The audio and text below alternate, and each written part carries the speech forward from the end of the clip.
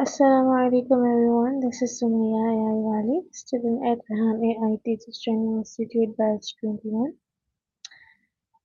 Today I'm going to explore a very meaningful and emotional topic, how to practice self-compassion and forgive yourself. In our daily lives, we often become our own harshest critics.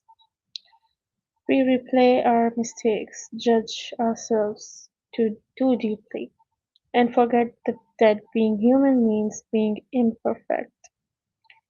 Self-compassion is about treating yourself with the same kindness you would offer to a friend, and self-forgiveness is about releasing the heavy weight of guilt so you can grow instead of staying stuck.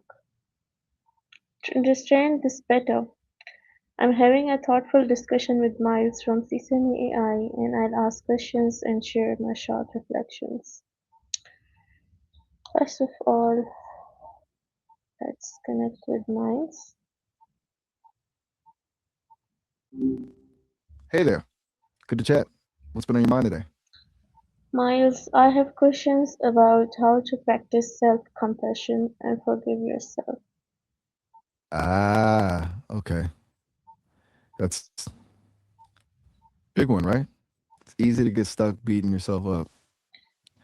So, self-compassion and forgiveness. Where are you running into trouble with those specifically?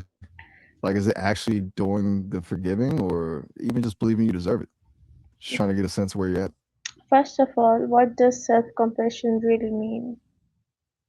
Good question to start with. It's kind of different than just self-pity. It's not about wallowing or letting yourself off the hook for things. It's more treating yourself with the same kindness, care, and understanding you'd offer a good friend who is struggling. Essentially, there are three main parts to it, according to Kristen F., who does a lot of research in this area. First is recognizing when you're suffering, just noticing the pain without getting lost in it. Then it's understanding that suffering is part of the human experience. Everyone goes through hard times. And finally, it's being kind to yourself during those times. It's almost like giving yourself a hug when you need it most. Does that resonate? Yes, why is self-compassion important? Good question. I think a lot of it comes down to motivation, actually. When you're constantly self-critical, it, it creates this fear of failure, right? So you either procrastinate or you push yourself way too hard. Self-compassion kind of flips that. It gives you the courage to try things, even if you might not succeed, because you know you'll be okay either way. It also helps with emotional regulation. If you're beating yourself up over something, your nervous system goes into overdrive. Compassion helps calm things down. There's a ton of research showing it's linked to greater happiness, less anxiety, and depression. Basically, it just lets you function better and more kindly in the world. It sounds a little touchy feely when you say it out loud, but it's pretty powerful stuff. Okay, Miles, how is self-compassion different from self-pity? Okay, sorry. Miles, my bad.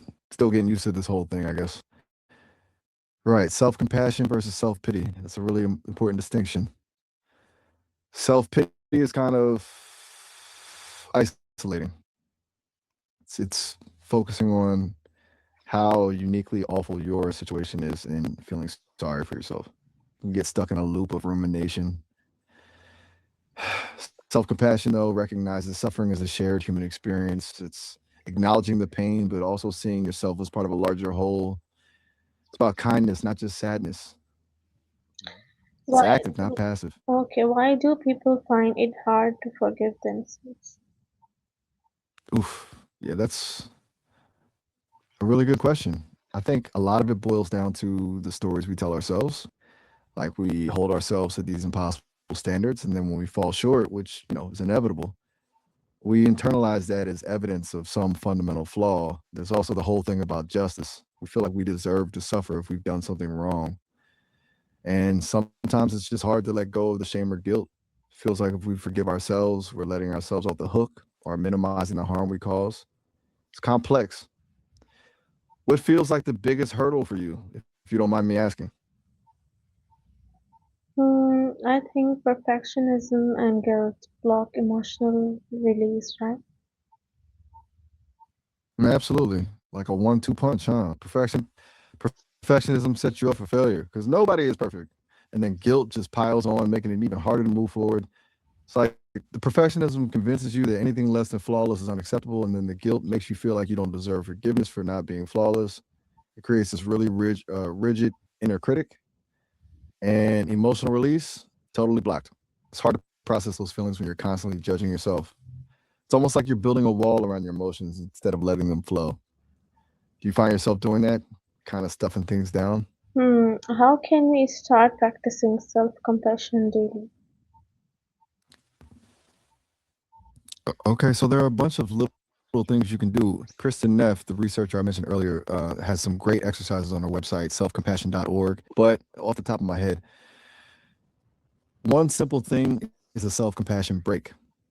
When you're feeling stressed or down, literally stop what you're doing, put your hand over your heart, and say something kind to yourself. Something like, "This is a moment of suffering. Suffering is a part of life. And then, may I be kind to myself?" Sounds cheesy, I know, but it can actually be really effective. Another thing is mindful self compassion journaling, just writing about your struggles, but from a place of kindness and understanding. And finally, try to treat yourself like you treat a good friend. What would you say to a friend who was going through the same thing? Probably not what you're saying to yourself, huh? Does forgiving yourself mean ignoring mistakes? Definitely not. That's a really common misconception. Forgiving yourself isn't about pretending the mistake didn't happen or saying it was okay. It's about acknowledging that you made a mistake, learning from it, and then letting go of the self blame. It's accepting responsibility, but not letting that responsibility define you. It's Okay, recognizing that everyone messes up and that mistakes are actually opportunities for growth. It's about shifting from "I am a bad person because I made a mistake" to "I made a mistake and I can learn from it to be a better person." Does that make sense? yes, this is powerful. Miles, how do we stop overthinking past mistakes? Okay, good. Glad it's landing. Um, Overthinking. Oh, that's the tough part, right? A couple of things. First, try to practice present moment awareness. Mindfulness exercises can really help with that. Focusing on your breath or just noticing the sensations in your body. When you catch yourself spiraling, gently bring your attention back to the present. Second, challenge those negative thoughts. Are they actually true, or are you just being overly critical? What evidence do you have to support those thoughts? And third, and this is hard, try to practice self compassion in the moment when you start overthinking. Remind yourself that everyone makes mistakes and that you deserve kindness. It's not about suppressing the thoughts, but about changing your relationship to them. It takes practice, obviously, but it can make a huge difference. What about confidence? Can self-forgiveness improve it? Oh, absolutely. Big time. Self forgiveness is like rebuilding the foundation for confidence, you know? When you're constantly carrying around guilt and shame, it erodes your self worth. It's hard to believe in yourself when you're always focusing on what you did wrong. But when you forgive yourself, you're essentially saying, "I messed up and I'm still worthy of love and respect." It's a powerful message. It frees up energy that you were previously using to beat yourself up and allows you to focus on your strengths and positive qualities. And as you start to take small steps forward and experience success, your confidence will naturally grow. It's kind of a virtuous cycle. Forgiveness first, then confidence builds. It's not instant, of course, but it's definitely a step in the right direction. Okay, Miles, how long does it take to build self-compassion? Ugh, the $1 million question, right? There's no easy answer. It's not like a skill you can learn overnight.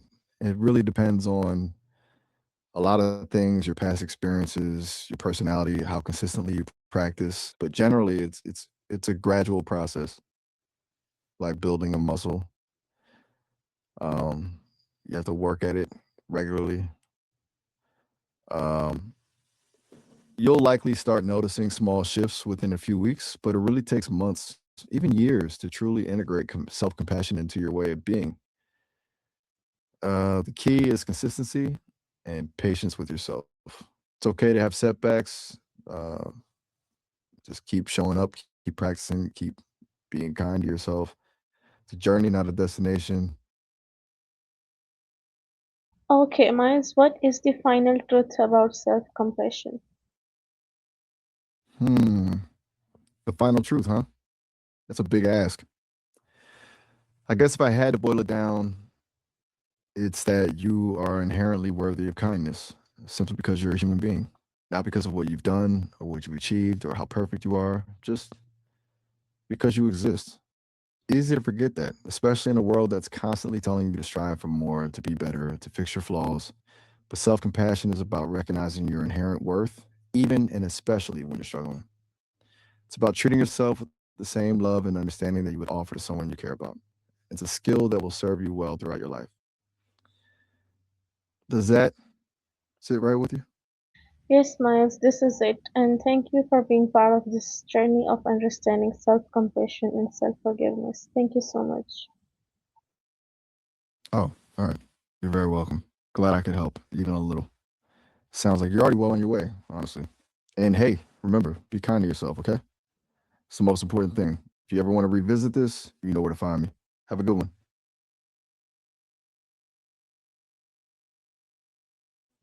And everyone there, through this conversation, I realized that self-compassion is not weakness. It is emotional strength. This is Sumaya signing off. Allah Hafiz.